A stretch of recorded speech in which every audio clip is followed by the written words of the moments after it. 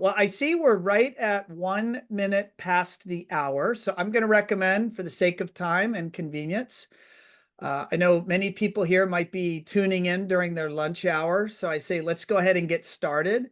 And is it accurate, Kyle, that we'll also be sending out this full recording in post? That'll be coming from you guys, correct? Sure will be. Yep, that's right.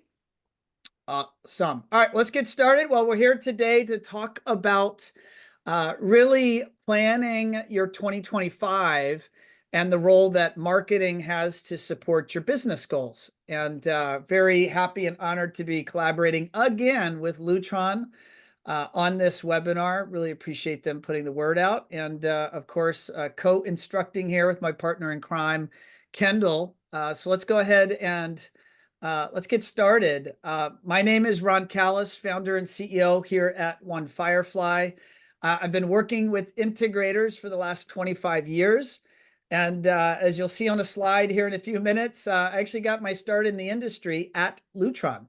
And proud to run One Firefly and work with all these amazing marketers that are working very diligently to help our industry grow. Kendall?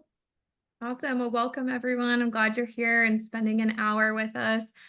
During this presentation, I hope that you can find some time to be, working on the business versus the day-to-day in the business. I know you all are really busy wearing a lot of hats. My name is Kendall. I'm our Director of Sales and Marketing here at One Firefly. I've been in the industry and actually with One Firefly for just over 10 years now. And my background is in web development. So I have a love for web and all things marketing. Joining us is the Lutron ladies. I'll hand it over to you, Kyle.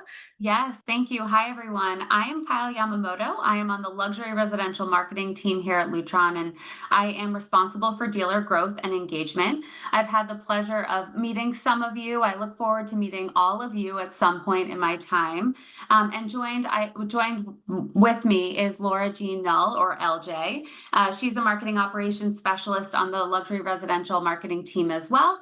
And we all are often on the receiving end of emails and questions and things that we can do to help support you. So we're really excited to be here with you today. And thanks again, Ron and Kendall.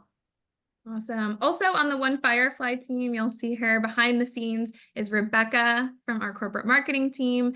She'll be helping to field questions. So if you have any questions throughout the presentation, drop it into that Q&A. We're going to try and make time at the end for some questions, hopefully about 10 minutes or so. But we love to have this be a collaborative environment. So who we are is One Firefly. We are a full-service digital marketing agency, and we have been exclusively serving the CDS space since 2007.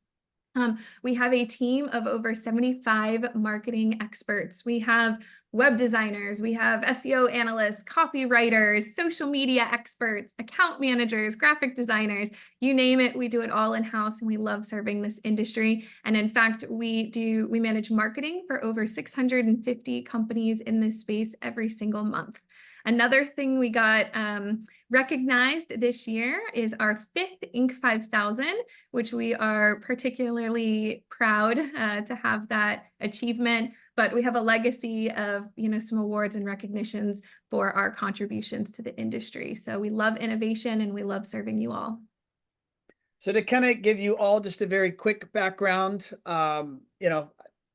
as the founder here at One Firefly, just kind of pointing out our collaboration with Lutron, it started at that infancy, really, where I joined Lutron out of engineering school, out of Virginia Tech, and I studied mechanical engineering. And in terms of our collaboration with Lutron, we have a long storied collaboration really from the beginning. And that was initially with us launching more and more marketing services, including websites and various inbound and outbound marketing strategies, helping integrators drive their Lutron focused agenda to really put the word out to their customer base and their local markets that they are Lutron dealers, that they are the go-to service provider in their markets. And on to us doing video shoots. Kendall and I actually went out to the facility down in Austin, both the demo apartment and the Ketra facility, and did some video shoots. So we have a beautiful library of Lutron-focused content. We've also done video shoots in Plantation, actually, at the facility there. So we just have a lot of beautiful content that's available for our web clients. And then we launched in 22 the formal DMC collaboration and we'll be talking more about DMC and specifically how you all can utilize your DMC credits for marketing activities, either with One Firefly or even outside of One Firefly for other activities that you might want to ultimately utilize that fund for reimbursement for. But we formally announced that back in 22, where you can, for Lutron-focused initiatives, you can use that credit. And then let me just move this on my screen.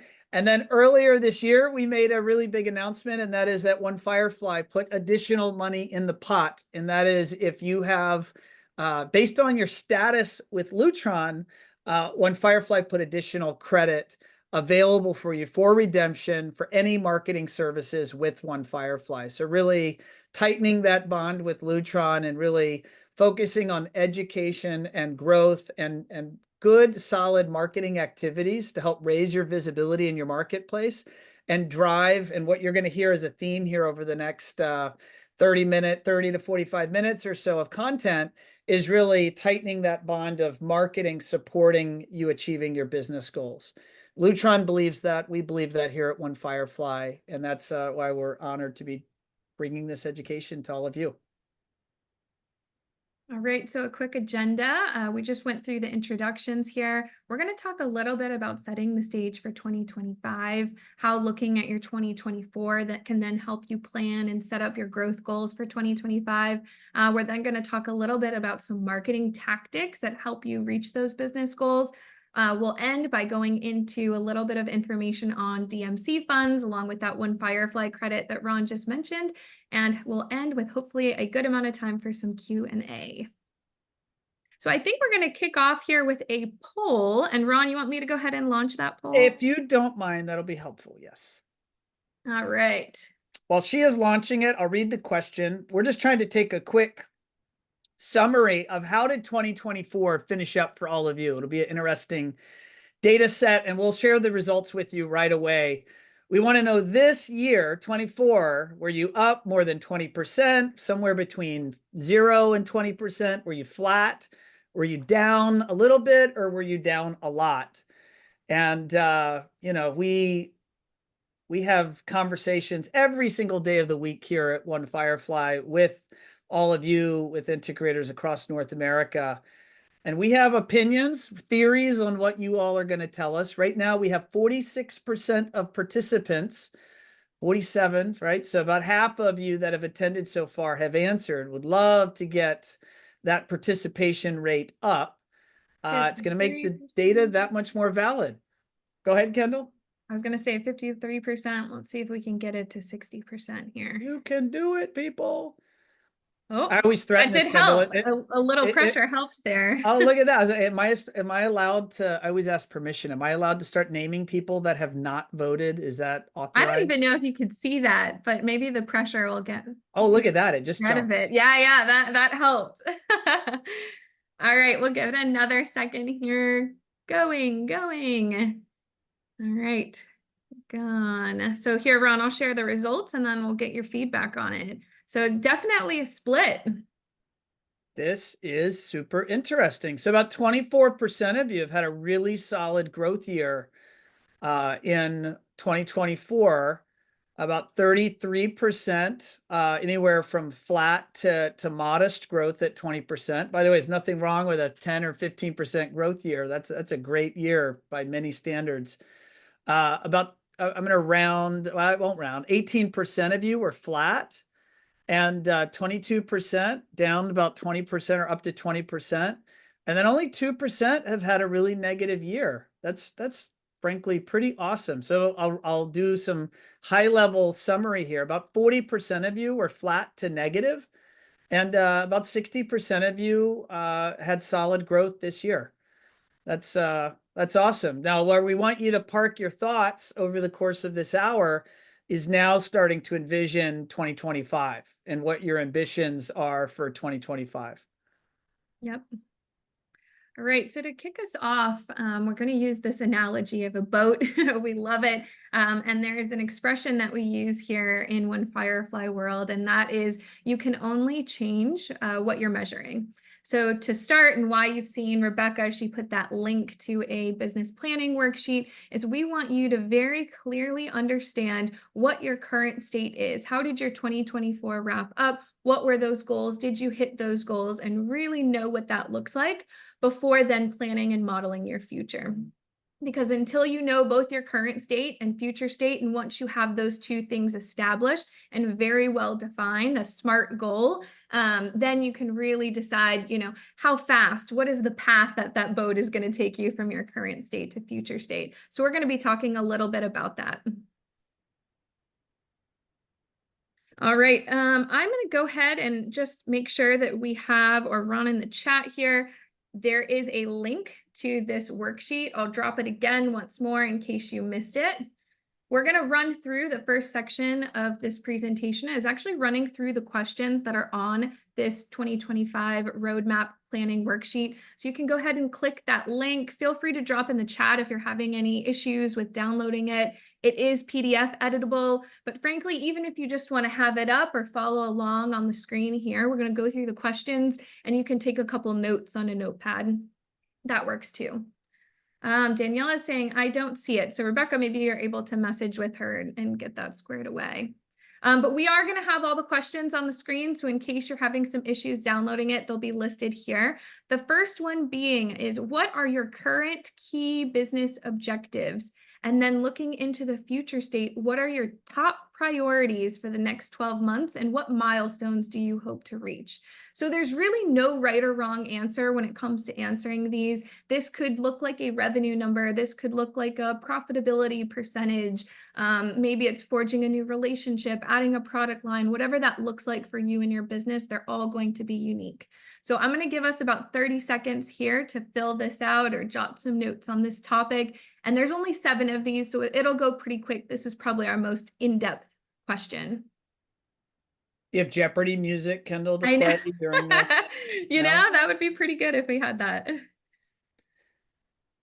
I'm almost going to hum a tune, but I'm going to save us from that.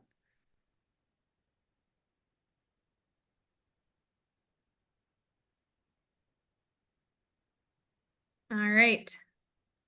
All right, and I do see a message. I'm getting, just to open and honest communication here. Rebecca says that based on her status here, she's not able to chat with Danielle. So Danielle, I'm going to get to you while Kendall's going through our next slides, and I'm going to make sure you get that document. So just hang on for me. But in the meantime, Danielle, just grab a notebook and write down these answers. I also see a quick question here. How many people on this call, for reference on percentages? I believe we had 60 or so that participated in that poll. So that gives you a good look on percentages. Next one, this one should be a little bit quicker. What is your current residential and commercial split? So what is your current state split, meaning at the end of 2024? And then looking into 2025, do you see that balance shifting over the next year? If so, which direction and why? So we'll give you a quick 30 seconds here. I also see from Kevin, adopting Vital as business guidance resource and utilize the enhanced workflow process for our client journey. Love that. Cool. Yeah, and see a couple answers here. A lot of you are leaning residential. All right, let's jump to the next one. Solutions mix, current state, which of your products or services are your main focus right now? And in the future, meaning 2025 forward, are there any specific products or services that you plan on pushing or maybe even phasing out in the next 12 months? Maybe you're even getting tighter with the products and services that you want to offer because that's more profitable, or you can do that more efficiently, or, maybe you enjoy it a little bit more. So that's your solutions mix, question number 3. Maybe some of you want to drive more Petra lighting fixture business or shading business or lighting controls business. Hint, hint, nudge, nudge. All right, let's jump to the next one, Ron. Next up here is marketplace. Which markets are you currently targeting or are you currently working in? And then looking into next year, do you want to expand that into any new geographic regions or market segments? I also want to add here, this could even be as specific as a neighborhood. You may not know this, but there's a lot of things that you can do to target homeowners in direct neighborhoods as well. I love it. Kendall, a lot of folks are actually chatting here in the webinar Yeah, chat, no, some of their answers to these questions, which is fun. Current state, control systems, future state, lighting, lighting design, lighting fixtures. We're going to have some fun ideas for you later. As much as we love seeing you in the chat, awesome. Make sure you're also writing it down for your own notes because it's going to tie into what we talk to next.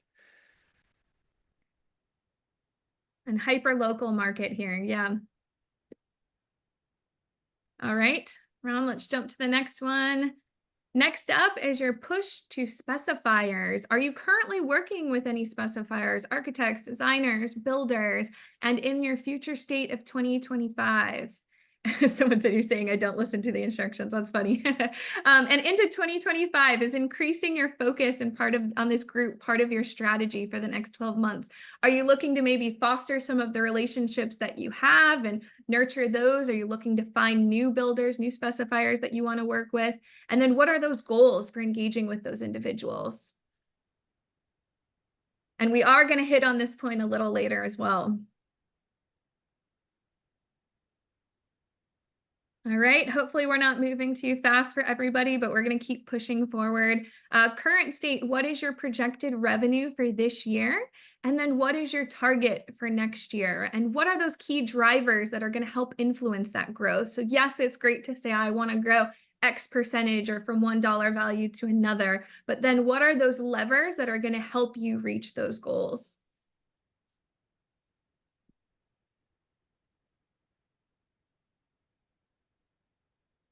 All right. And finally, the number of employees. So you have this revenue goal in mind. Now it's time to start thinking about staffing. With your current revenue projection, how many employees do you have on your team today? Is that enough? Or are you planning to grow or restructure your team over the next 12 months to maybe hit some of those goals? And if so, what areas, what roles?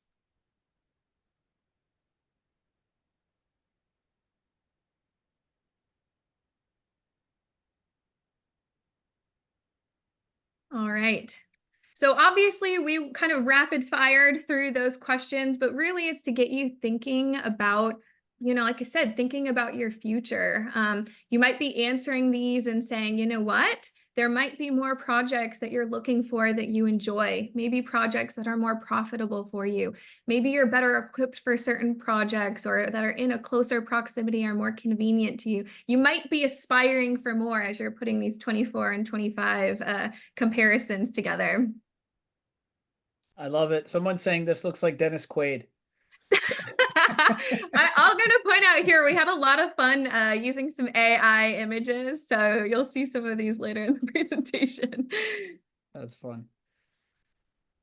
All right. If you have not thought through, or maybe as we're going and we're rapid firing through these, there might be questions you didn't have a great answer for. These are the questions we really want you to know backwards and forwards so that we can start, just like that boat image said, start planning for 2025. So it is time, the time is now to start designing your future. So you may have a sheet that's filled out looking something like this with a few notes added. And what I suggest from here, taking all of this information, you could actually use a tool like ChatGPT. Maybe you're listing out some bullets. And what I want you to do is extract and have a statement. Have an understanding of what those goals are for you and your business. I'll give you an example here. Maybe your business looks something like this. You want to grow from 2.5 to 2.75 million. And you want to do that by, nurturing your partnerships with architects, by hosting targeted events. You want to extend into the next county up, being Palm Beach County. I'm in Broward County. And maybe you want to expand your offerings in the lighting and shading categories. So we're going to kind of operate on an assumption of something similar to this, and we're going to provide you with some tactics. Yeah, and a reminder here is for all of you, as you're going to hear these tactics from Kendall and I over the next bit. You really want to have the end in mind for next year. when you're deciding then what are you going to ultimately do in terms of this dirty word called marketing, what is this thing you're going to do? How much money are you going to spend? How much time and energy are you going to spend? It really needs to be designed to help support your vision for the future. So, and that does mean writing it down. And so if you did not follow along in this activity, it's okay.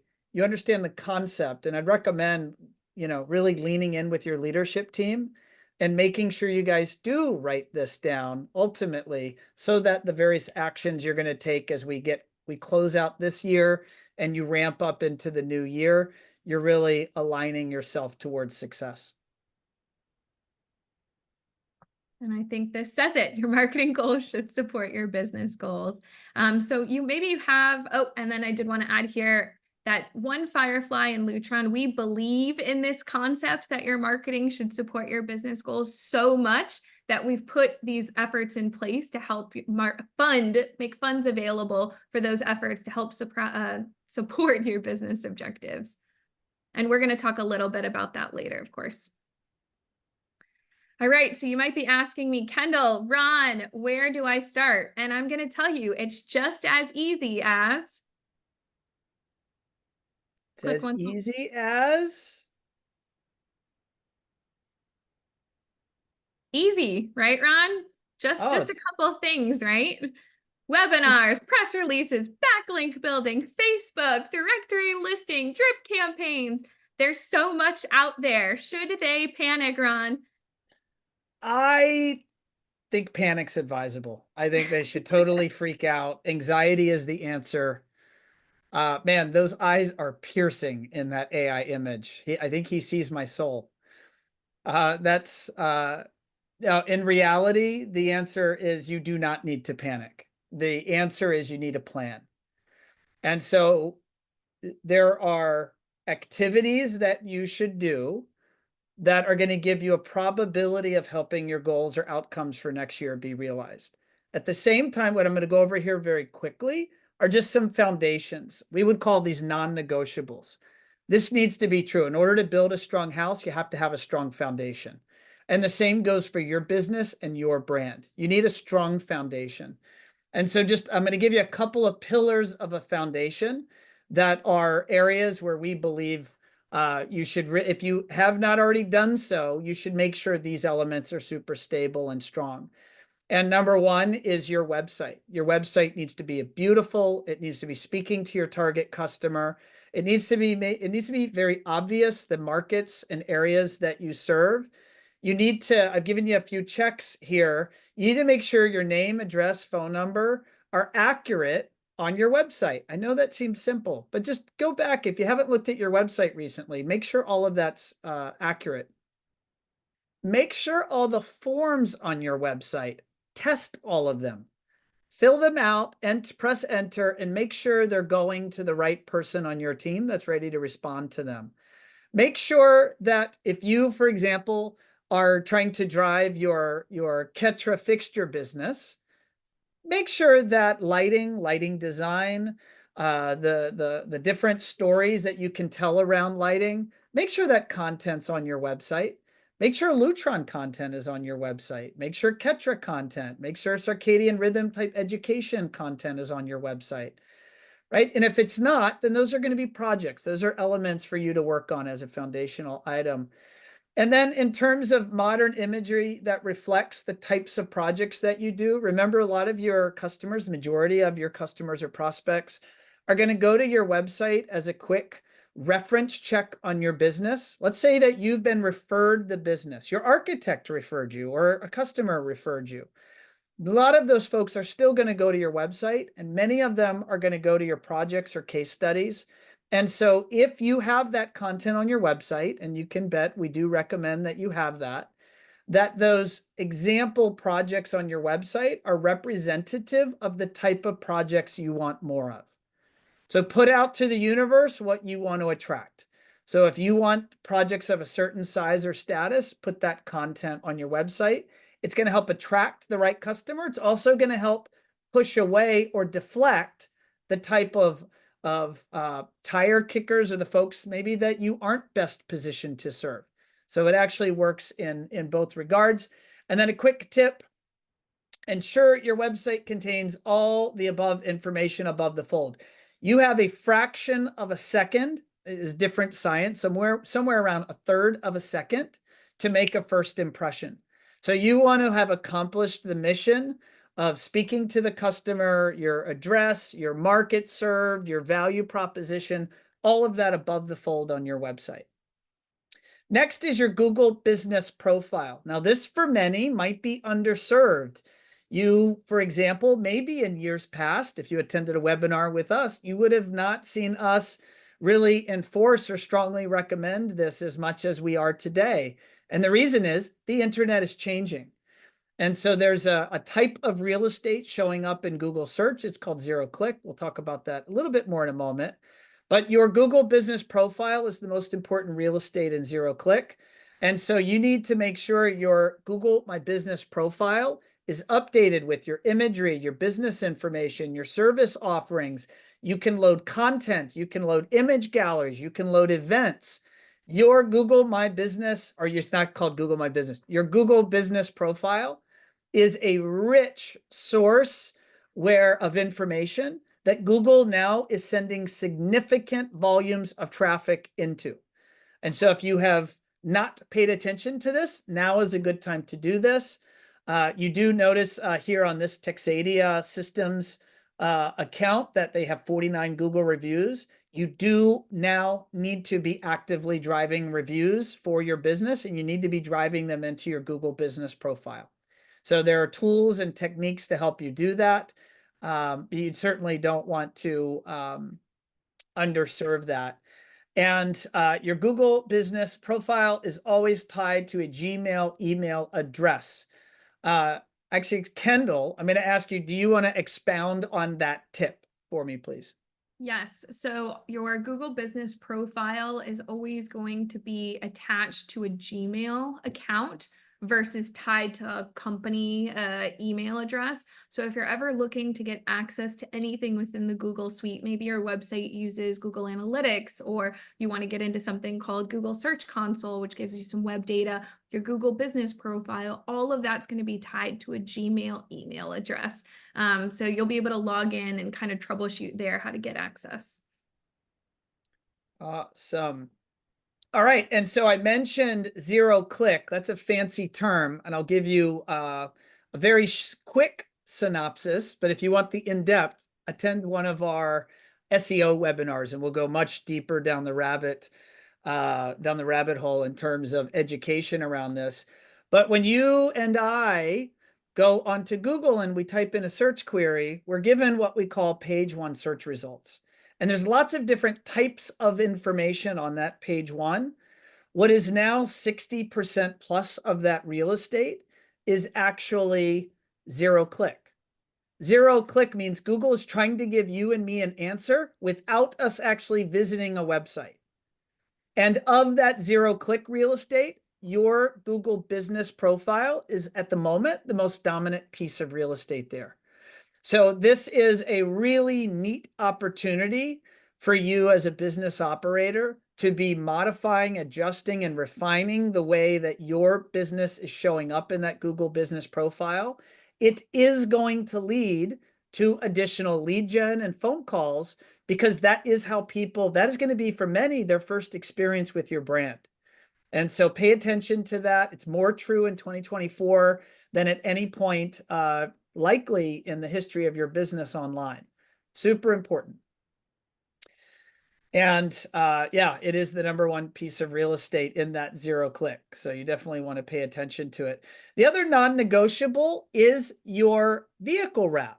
So if you think about how many eyeballs are going to see your brand, we believe the most number of eyeballs are probably going to be your website. A typical integrator has anywhere from 200 to 1,000 sessions a month on their website.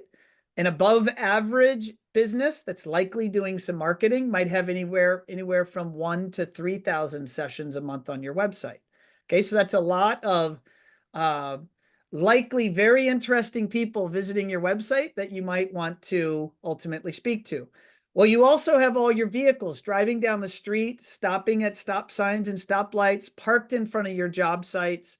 You want to make sure that your brand is beautifully and accurately represented on these vehicles. So it's surprising maybe to Kendall and I, but we talked to many, many people and they're like, yeah, I have white unmarked vehicles out on the street. And so if that were true, then I would say this is an area likely to spend a little bit of time, money, and energy, get your vehicles professionally wrapped. And it's anywhere from lettered to half wraps to full wraps. There's a whole language to learn here if you're new to that. And you can certainly speak to wrap companies and they'll help you understand the cost. There are differences in costs of marking your vehicles in these ways. The least expensive part of this process is actually getting a beautiful design. The expensive part of this effort is ultimately lettering or wrapping the vehicles. Okay, so we're going to be speaking when we talk about, what you want to accomplish next year. I want you to think of a frame of mind. And what we've done here is we're giving you two primary audience types. Audience type number one is your existing customers and your existing trade friends that are sending you work. Okay, and I know we could go very segmented and we could say, well, there's different tactics for these two different groups. At the moment, for the sake of our 45 minutes together, we're going to put these two groups together and we're going to say they are your existing relationships. And what I'm now going to rapid fire through are tactics that you're going to be able to get in front of these people that are very important to you. Why is the current customer important? Because they're likely to buy from you again, and they're likely to refer their friends and family and neighbors to you. And why is that existing referral source valuable to you? Well, that's for those of you that have them, you know the answer to that. You score a relationship with an architect or designer, they can feed you for many, many years. One relationship can feed you many years. And we'll actually go a little bit deeper into that in just a moment. So you want to keep your brand, your message, and your value proposition in front of these people, even though they already know you. Now, in a few slides, we're going to switch to a different audience. And that different audience are the people that are your prospects. You want them to be your customer, and they're trade partners that you want to be doing business with. So just remember, we're going to get to that category or that cohort in just a bit, but for right now, these are your existing relationships. So when you work with Mrs. Smith, or in this case, we have Mr. Smith over here, he's your customer and he might buy from you again, or he's going to talk to his friends and neighbors and they're going to send you you're ultimately going to get contacted because Mr. Smith had such a wonderful experience. His friends and neighbors are going to come to you. And for most of you, that is where the majority of your workflow comes from. That is, frankly, the way our industry works. There's another type of individual in your life, and that's your interior designer, your architect, or any of the trade partners that are on job sites or involved in the design process. When you build a rapport with them, not only are they going to send you customers month in and month out, but then you also get the benefit of those customers send you referrals. So obviously, it's an interesting proposition. I know Lutron believes this, and we here at One Firefly believe this, that for you to be developing strategies to build your trade partners, this is a really good idea. It is hard work, and it does not come easy, but the payout is significant.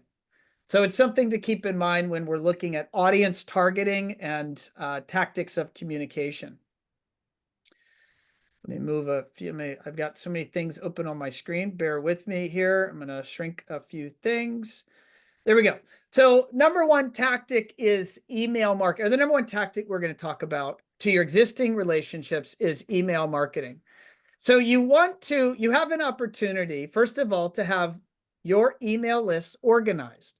So you want to have your customers and your contacts not exclusively live in your sales team's email accounts, but you ultimately want to have them aggregated and organized at a company level, and you want to have company designed messaging going out to these folks, where you are keeping them updated on what's going on in the industry, what are the latest products, what are the latest solutions, what are the latest activities going on in your business or your industry that some of them, some of the time, might find interesting.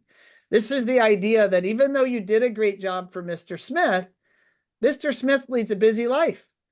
And he may not be thinking of you top of mind 3 years after you finished that job. If he's at a cocktail party on Friday night and somebody asks him, who did you use for this? Or who should I use for this new addition on my home? You want your business to be top of mind. And email marketing, even with all the noise of marketing strategies, email marketing is still today in October 2024, still one of the best strategies to keep your business and brand message in front of those folks. The tip down here is to utilize Never Bounce to clean up old emails on your list, because what you don't want if you're emailing out, you don't want to get blocked for spam. As you all know, you are the receivers of spam and garbage emails that you do not want to receive. I can tell you as a matter of fact that if you put out value in your email marketing to your customer base, they will not unsubscribe. If you harass them or abuse the list, or you're too promotional or salesy, you will see them unsubscribe. And if you have too many unsubscribes, you run the risk of ultimately getting your email account flagged for spam. So you just really want to have a strategy in terms of what are you messaging and to whom are you messaging. And you want to do that at a corporate level or a company level. And when you do that, magic happens. Now, organic social. I do want to differentiate. Many of you know this, but let's give you a reminder. When you make a post on Facebook, that's called an organic post. Separately in Facebook, I can do what's called paid social. I can pay for advertising in Facebook, and I can design audiences. We're going to talk about that in just a moment.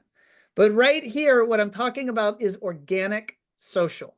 You have an opportunity to put your people, your message, your brand voice out in a consistent, professional, polished way on the various platforms. The big ones would be Instagram, Facebook, and LinkedIn. Those would be the most common or primary platforms.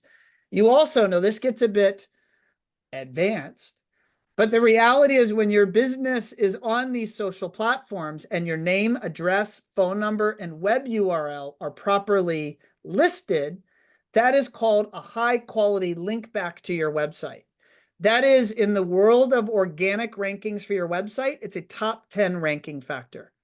So that is a reason, even though some of you want to go run, but I hate Mark Zuckerberg and I hate Facebook. I hear you. But there are very legitimate reasons to be on social media that are going to drive the visibility of your business. And for some of your customers that are active on the various social platforms, it's an awesome way for you to stay in front of them when they're standing at the line at the grocery store and they're scanning through their Facebook feed. They're going to see those posts from you about the latest project. And that's going to remind them, oh yeah, I want to talk to Susie about my new project. And that's really what this is staying in front of these people that matter to you. And that's really a primary value of organic social. Now, for many of you, this category is one of the most powerful strategies where you can invest time, money, and energy to get very good at. And that is holding events to love and nurture the relationships with your existing customers and with your existing architects, designers, and trade partners. It can look a lot of different ways. For example, it could look like maybe you hold a private listening event because brand ABC speaker company has a brand new product launch. You have it exclusively in your showroom, and you want to give a by invitation only VIP experience to your customers. Well, isn't that wonderful if they accept you on that offer and they come and they drink a glass of wine with you and eat your hors d'oeuvres and they listen to the new gear? Why? Because these folks are the folks that are most likely to buy from you again and most likely to refer their friends. And the same for your architects and designers. It is worth thinking very strategically about how to hold very refined, valuable events for these very important audiences. And I would say this is one category where collaboration with your Lutron reps and your Lutron salespeople, they excel at this. They're some of the best in the business at doing this. They've understood this since the beginning, I'll say for many, many decades now. And so there's a lot of fun probably brainstorming with those partners about how to hold really spectacular events that have your customers and your trade friends talking and sharing with their friends and then asking you when you have that next one. The little tip here is, as many of you know, many of your design friends, your architects and designers, they need CEUs. And therefore, Lutron has a full category and library of content that they can partner with. So I recommend you reach out to your salesperson, reach out to your rep, find out what their inventory of content is, and then how you can partner and collaborate to bring that value to your existing partners. Okay, so now that was tactics that you could ultimately put into a strategy for your existing customers. Now we're going to talk about a new category, and this is people that you would want to be your customers. Maybe there's a neighborhood in town and you would really love to be in a lot of those homes, or there's that architect or designer in town and you would really like to be their go-to. What are some of the best channels of communication to get your message in front of them? So the first we're going to talk about is paid social media. And I'll start here by talking about LinkedIn, for example. Through paid social media, and I'll say LinkedIn, LinkedIn is really the professional social network. I always want you to think about two important criteria when you're looking at paid social advertising. Number one is your audience. I can design the demographic profile of the audience. I can think about what are the types of people, the types of job titles, in this case, maybe with LinkedIn, and the category of service or work that I would want to be in front of. So number one is audience. Number two is message. What do I want to tell these people that might inspire them to take a next step with me in their journey of learning about my business and or learning about my brand? And so that is what makes social advertising so powerful. I am not stuck only communicating with the people that follow me on Facebook, Instagram, and LinkedIn, but now I get to go out and target them. They are top of the funnel, right? So you're targeting them, but now you get to put your message in front of them to ultimately nurture them down the funnel to where you get to make contact with them.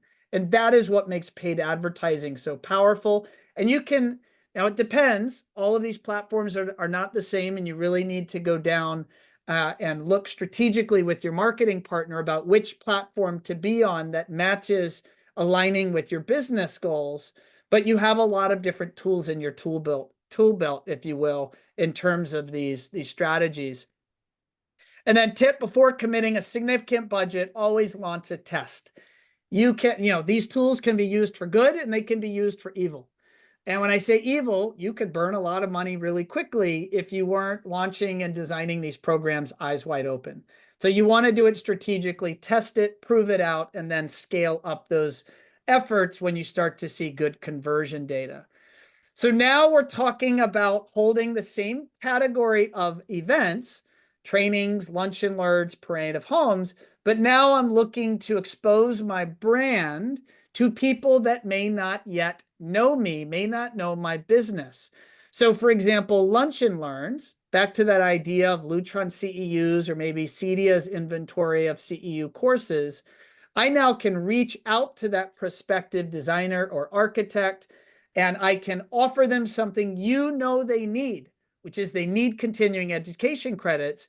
And now you can bring in your Lutron rep, bring in your Lutron salesperson, and or maybe you are that CEDIA CEU certified individual, and now you can gain audience with these people, and then you can look professional.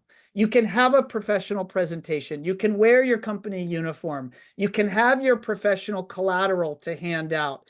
You can give them the binders of information that you know they will need that are in reference to home technology, automation, Lutron. You can be that valuable resource to them, and that's how you start to gain their trust so that ultimately you get to earn that relationship. And the same goes for trainings with prospective clients or even parade of homes. Maybe you're trying to attract that target demographic of homeowner by getting in and sponsoring that event. But it does not stop at simply sponsoring the parade of homes. The devil is in the details and how you ultimately present your brand in every way. And that's where paying attention to the marketing and branding really will make a difference.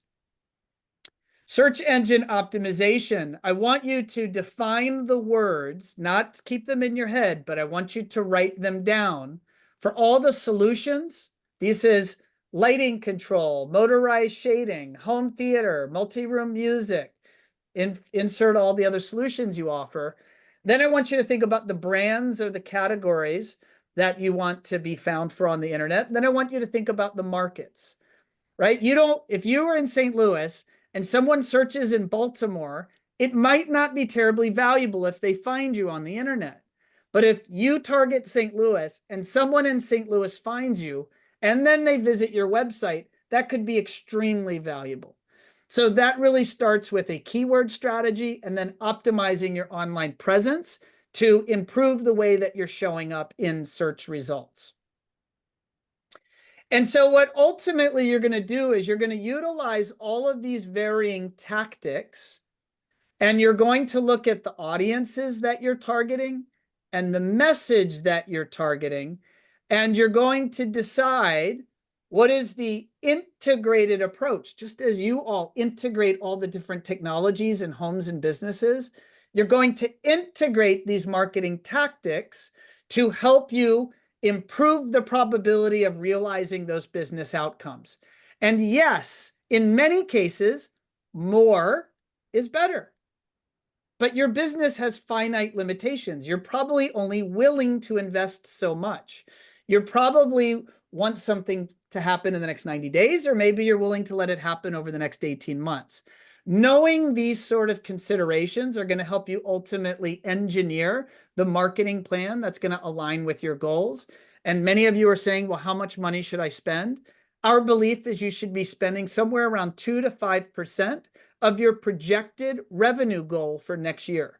So if your goal, I'm just going to do I'm going to attempt some simple math.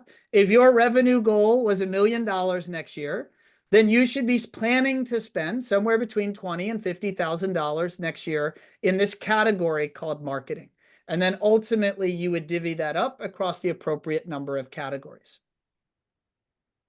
And within that 2 to 5% spend, yes, you need to have the line item on your P&L for your business next year on what you're going to spend, even if that means persons on your payroll and or hiring a marketing agency locally in your market and or a One Firefly. And then from that, some of that Lutron's going to help you with, and that's because you've earned DMC. So Kyle's going to take us through that redemption process. Yeah, thanks, Ron. So essentially what we will do for the DMC process in terms of getting reimbursed for whatever funds you might use on marketing for yourself. And we tried to make it easy with 3 simple steps. So first you would complete your work, specifically in this instance with One Firefly. You would then submit the paid receipt to Lutron. Our team will take a look at it. And essentially we then apply that credit to the Lutron job that we have on your file. So if you skip to the next slide, I can show you exactly how to do this. When you go into My Business, there's a tab at the very top that says DMC. Again, tried to make it a little bit more simple than it had been in the past. That once you click on DMC, you'll be able to see a little view that says the credits that are available. And then you can click on redeem credits. There's a couple simple questions that you have to answer. You can then attach your file, the receipt that you, or the invoice that you have, submit it. And then within 24 hours, typically, you'll have those funds, once they've been approved by our internal team, it'll be back into your view and you'll be able to see that. So try to make it as simple as possible. I do know in the past that there have been some questions about the DMC tab. If you personally do not have that in your view on My Business, check with your team, and then you will, if you still can't figure out who would have that tab, we're happy to help. Just send us a note, work with your sales rep, and we are happy to help figure that out. I do see, Kyle, some questions coming Yeah. into DMC. So maybe right at the end, when we do questions, we'll jump to those questions first. Yeah, So absolutely. Marjan, I see that question. We'll make sure we jump to that in just a moment. Yep. Thank you, Kyle. Thanks. And Kendall's going to take us through the One Firefly Lutron credits. Awesome. So yeah, on top of that DMC and in partnership with Lutron, one of the things that we have introduced this year is some credits. So some additional dollars on top of that DMC that you can use towards One Firefly products and solutions.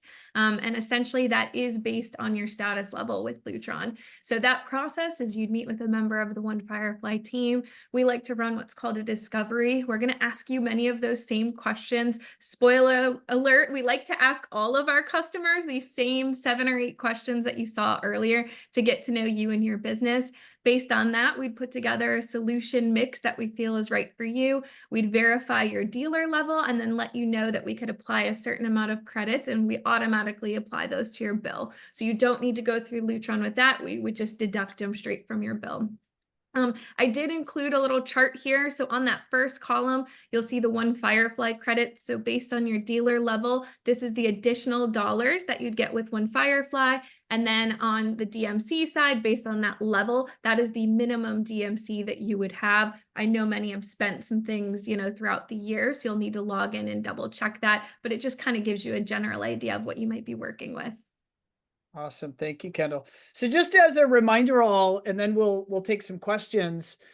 When you are designing your goals for next year, I want you to think about marketing is not black magic. Marketing is not cloak and dagger. It is not smoke and mirrors. Marketing's role is to strategically align with what you're trying to do next year and to try to get in front of those audiences, put the right messages in front of them to help support your business initiatives. So to connect the dots, if you wanted to drive your Ketra business next year, then we need to think strategically who would be important for that growth. Maybe it's design partners, maybe it's certain customers that you've worked with in the past.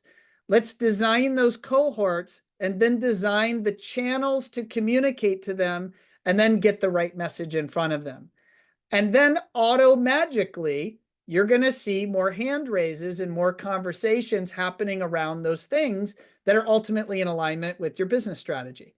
And that is the way that we see marketing and business strategy aligning.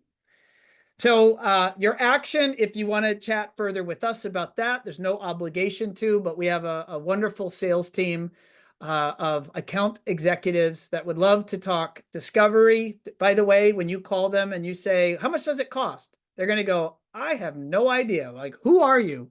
They're going to need to know a lot of details about your business and what you're trying to accomplish in order to then make recommendations as to what type of strategies and the tactics within those strategies that have a high probability, in our professional opinion, to help you achieve those outcomes. So I think with that, we're going, and by the way, you can email us, you can also give us a call. And with that, we're going to take some questions. So I'm going to ask Rebecca and Kyle and LJ to come back, and we'll see if we can take a few minutes. And maybe what we'll do, Rebecca, if you could jump to that question about the DMC for Kyle. Yep, absolutely. And first, I just want to say this has also come in as well. We will be sending out the recording of this webinar, the deck, and the worksheet to anyone who is on this call. So no worries. If you need to jump in the next few minutes, you will get the full recording of this. And we will hang on to answer any questions. If you have any more, please drop them in the Q&A or the chat. So I'm going to start, Kyle. This is going to be a question for you. Is DMC based on a percentage of the previous year's sales? That's exactly right. So yes, it is. And the other place that I would suggest whomever asked that question to look to that outlines all of the perks is the dealer program that you received. So it breaks down what that percentage is and some of the other perks that you might be eligible for. Awesome, thank you. I'm going to jump to a question that's been sitting in our chat for a minute. Jeremy is asking, do you, One Firefly, take the time to make sure that all dealers in the same region have marketing and images that are unique to each company? I've seen a lot of business sites that look the same. Yeah, I'll jump into that. So the first opinion from us as your marketer is that you should have beautiful photography and video of your team and your projects. In fact, as you're designing your plan for 2025, strongly recommend you earmark some dollars for photography and videography so that the content from your projects, which is exclusively yours and exclusively unique, will exist on your website and on your social platforms. And that is always best. What then, there's layers to this game. What then, let's say Lutron provides wonderful, beautiful assets. And it is exclusive to Lutron dealers that are allowed to use those assets. But there might be more Lutron dealers in your marketplace. So you might see beautiful imagery used by different people in your marketplace. The same, there are classes of videography from One Firefly. So we call it our media gallery content. We referenced that we've done video shoots at various Lutron facilities and projects. And we have, I can confidently say, dozens of videos that look beautiful on our client websites. In fact, they're the only destination for that media, only if you've purchased a One Firefly site. And so when you've built a website with us, our team has a proactive step in the process of evaluating other websites we might have built for people in your marketplace. And if we're successful, the answer is we might have done that. Then we're going to proactively look at their websites to make sure if you're utilizing our gallery content, we are trying to ensure that that content is unique and different.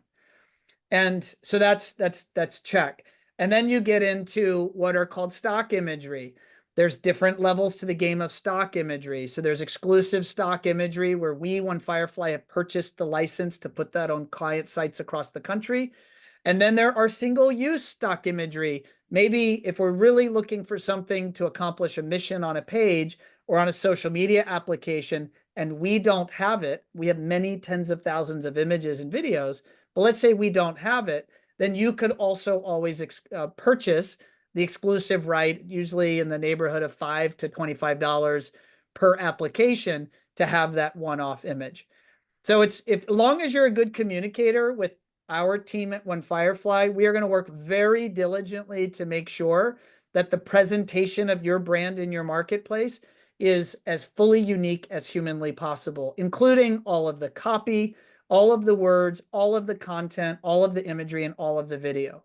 And if you ever see a case where that's not true, then just raise your hand, reach out to us, and we'll work with you to write anything that might need to be righted.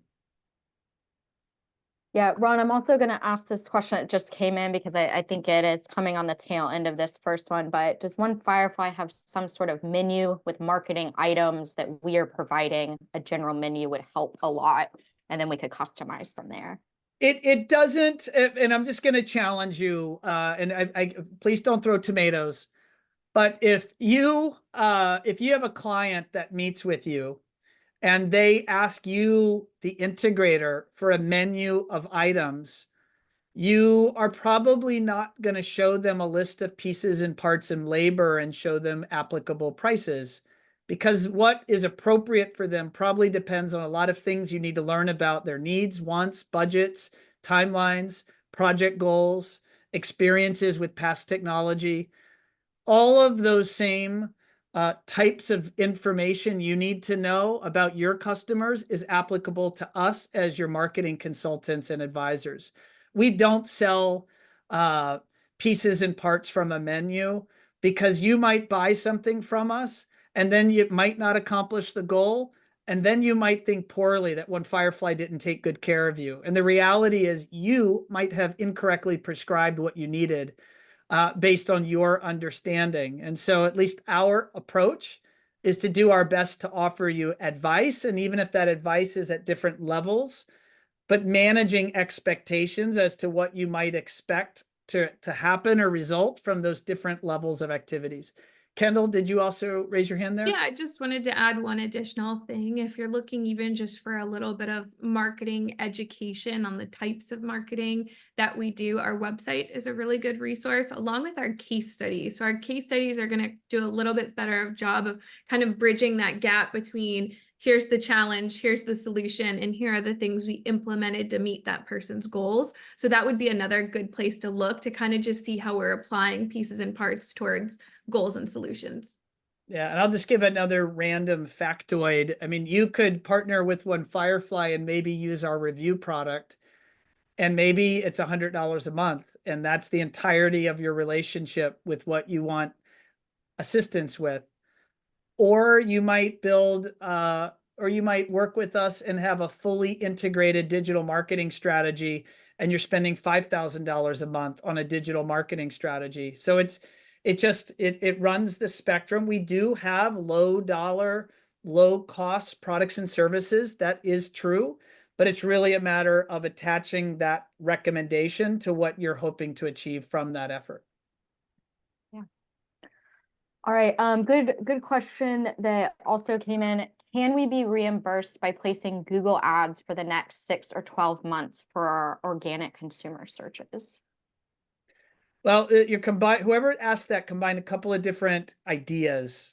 So when you say organic search queries, then I'm going to refer to search engine optimization.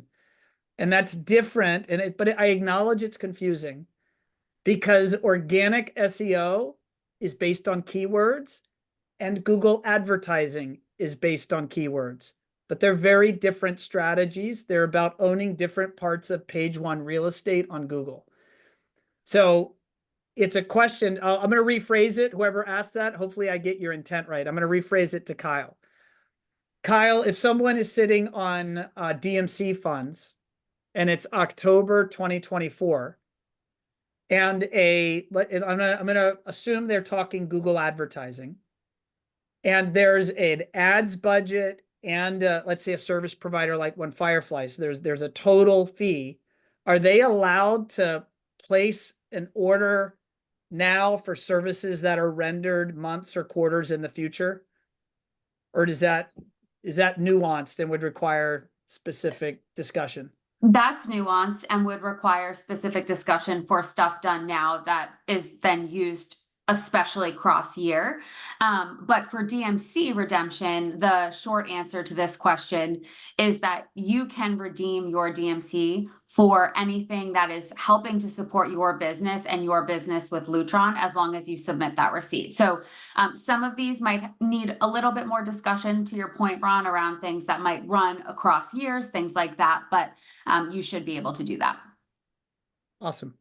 I did see a question, Rebecca. I don't want to steal your thunder, but somebody had asked for a clarifying question. There's so much activity here in the chat. I think I missed it. Did you catch?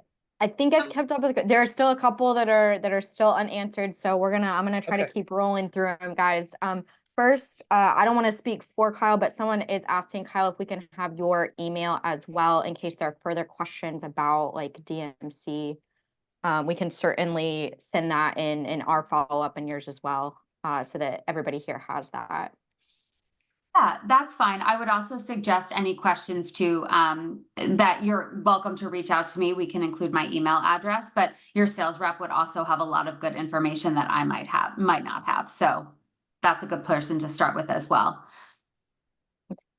Rebecca, I see one follow-up on the initial consultation complimentary? Yes, it is. I think that round was maybe the one that you had saw. That was it. Yeah, thank you, Kendall. Mm-hmm. Yeah, in order for us to know if we're right for each other and we can help you, I mean, we need to learn a lot about your business, so there's no expectation of service fees for that process of just kind of learning about each other. Yeah, and how do we provide this? Reach out to us. All of our contact information will be included in the email you'll get tomorrow. And here's our contact information again if you wanna grab it now. We have a question that was dropped into our Q&A that says, does this credit and DMC program work for Lutron mentees? I was just looking at that question. So DMC is available for our gold dealers and above. That's all outlined in the program document as well. So you do have to reach that gold level status in order to be eligible for DMC. Okay. And another follow-up question to the one about us providing a consultation is, how do we learn about your business? Is this a questionnaire, a meeting? It's a video conference. So we're a video first company here at One Firefly. So you can expect, there's no obligation, by the way, on your part, but it's going to be a Google Meet. And you can expect the account executive at One Firefly to be camera on. And so you'll see them in their home office and they're going to ask you questions. And if you feel so compelled, you can turn your camera on and have a conversation just as if you were in the same room.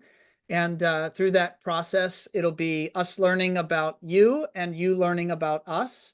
And then with those findings and kind of restatement of understandings, then there'll be a series of recommendations that fit within the budget constraints that you would have outlined in your discovery session with a member of our team. Thank you. Thank you. And yeah, thanks guys for asking questions. You can keep dropping them if you have a couple minutes to hang on. We do have one. How important is the accuracy and order of listings on a manufacturer's website? And do consumers really use this function?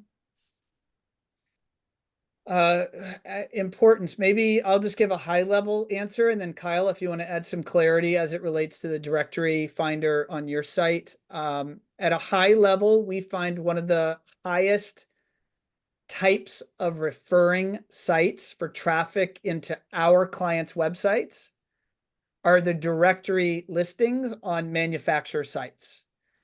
So the idea is you want to make sure that your business name, address, phone number, and website URL is accurately listed. And then probably with Lutron, your dealer grade is accurately listed as you understand it on the Lutron site, so that a homeowner, if they do land there, or a trade partner, if they land there, when they're looking for options, they are going to traffic over to your website from there. And so high level, that's actually within our SEO services.